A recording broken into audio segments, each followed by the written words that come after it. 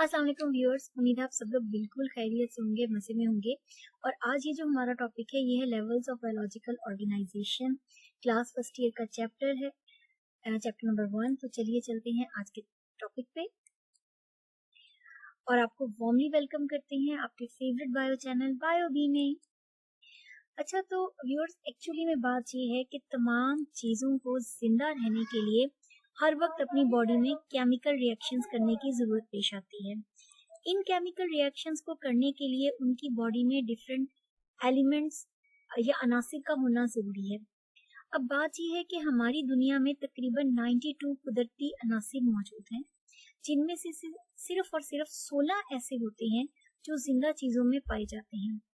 ये 16 अनासिर जो जिंदा चीज़ों में पाए जाते हैं, इनको हम बायो एलिमेंट्स कहते हैं। अगर हम इंसान की भी बात करें तो जो इंसान होता है वो भी इन्हीं बायो एलिमेंट्स का बना हुआ है। यहाँ तक कि इंसान में 6 बायो एलिमेंट्स ऐसे हैं जो उसकी बॉडी का 99% मैस या वजन बनाते हैं, जिनमें ऑक्सीजन तकरीबन 65% है, कार्बन 18%, हाइड्रोजन 10%, नाइट्रोजन 3%, कैल्शियम 2%, जबकि जो फास्फोरस है ये सिर्फ और सिर्फ 1%। वो जो एलिमेंट्स हैं जो इंसान की बॉडी का तकरीबन 99% पोर्शन बनाते हैं, उनको हम मेजर एलिमेंट्स कह सकते हैं। और कुछ ऐसे एलिमेंट्स होते हैं जो उसका तकरीबन 1% के हिसाब से प्रोपोर्शन बनाते हैं, उनको हम माइनर एलिमेंट्स कहते हैं, जिनमें पोटाशियम है 0.35%, सल्फर है 0.25%, क्लोरीन है 0.15%, सोडियम है 0.15%, मैग्नीशियम है 0.05%, जबकि आयरन है 0.004%। इन माइनर एलिमेंट्स के अलावा कुछ अनासिर ऐसे हैं हमारी बॉडी में जो बहुत बहुत माइनर क्वांटिटी में हैं। देखिए, अक्सर हमारे खाने में नमक कम हो जाता है तो हम खाने में थोड़ा सा नमक छिड़कते हैं, ठीक है, बिल्कुल मामूली सा। इसी तरह से हमारी बॉडी में कुछ एलिमेंट्स ऐसे हैं जो इंतहाई कम मिकदार में हैं, जिनको हम ट्रेस एलिमेंट्स कहते हैं। इनमें है कॉपर, मैंगनीज, जिंक और आयोडीन। अच्छा, बात ये है कि हम कहते हैं कि जो जिंदा चीजें हैं वो गैर जिंदा या नॉन लिविंग थिंग से डिफरेंट होती हैं। तो इनके अंदर ये जो फर्क होता है जिंदा और गैर जिंदा चीजों में, ये बायो एलिमेंट्स बनाते हैं। बायो एलिमेंट्स की वजह से जो जिंदगी में डिफरेंट लेवल्स बनते हैं या बायोलॉजिकल ऑर्गेनाइजेशन होती है या जिंदगी की तंजीम होती है, वो बहुत ज्यादा पेचीदा होती है।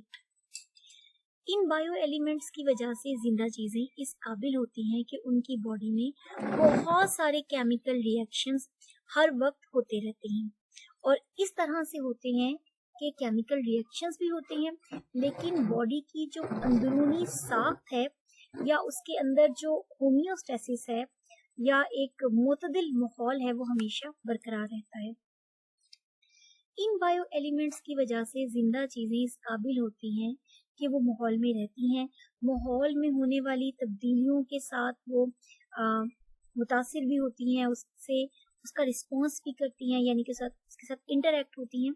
लेकिन इसके बावजूद वो अपने स्ट्रक्चर को और अपनी साख को हमेशा बरकरार रखती हैं। जैसा कि हम अगर बारिश में जाते हैं तो ऐसा नहीं होता कि जहाँ जहाँ बारिश का पानी पड़ेगा हमारी बॉडी वहाँ से डिसॉल्व हो जाएगी, बल्कि वो अपने स्ट्रक्चर को बरकरार रखेगी। इन द सेम वे हमारी बॉडी में बेशुमार केमिकल रिएक्शंस होते हैं, लेकिन कभी उसकी वजह से ऐसा नहीं होता कि बॉडी का टेम्परेचर बहुत ज़्यादा अप हो जाए, बल्कि हम फंक्शंस भी कर रहे होते हैं, लेकिन एक अंदरूनी माहौल कांस्टेंट जो है वो हर वक्त रखते हैं। और इतनी सारी अहम चीज़ें सिर्फ और सिर्फ होती हैं बायो एलिमेंट्स की वजह से। ये जो बायो एलिमेंट्स होते हैं ये हमारी बॉडी में जिंदगी का एक मादा बनाते हैं, जिसको हम कहते हैं प्रोटोप्लाज्म। प्रोटोप्लाज्म तमाम जिंदा चीजों में मौजूद होता है और ये एक हाईली स्ट्रक्चर्ड लिविंग सब्सटेंस है। अगर हम प्रोटोप्लाज्म की बात करें तो प्रोटोप्लाज्म में प्लाज्मा मेम्ब्रेन या सेल मेम्ब्रेन, साइटोप्लाज्म, इसके अलावा न्यूक्लियस शामिल है, ठीक है। तो प्रोटोप्लाज्म का जो लफ्ज है वो यूनानी जबान से लिया गया है, जिसमें प्रोटोस का मतलब होता है फर्स्ट और प्लाज्म का मतलब होता है फॉर्म, यानी कि फर्स्ट फॉर्म। तो तमाम जिंदा चीजों में प्रोटोप्लाज्म मौजूद है। अगर हम बायोलॉजिकल ऑर्गेनाइजेशन को देखें तो हमने इसको डिफरेंट लेवल्स में तकसीम किया है। सबसे पहला लेवल है atomic and subatomic level, उसके बाद मोलिक्यूलर लेवल, उसके बाद आता है जी organelle and cell level, then comes tissue level, इसके बाद है ऑर्गन्स एंड सिस्टम लेवल, फिर इंडिविजुअल लेवल, फिर है पॉपुलेशन, देन कम्स कम्युनिटी, और इसके बाद है पूरी दुनिया। ठीक है, तो हम इन सब चीजों के हवाले से बात करेंगे, लेकिन फॉर द टाइम बीइंग हम कहते हैं एक दूसरे को खुदा हाफिज, अल्लाह हाफिज।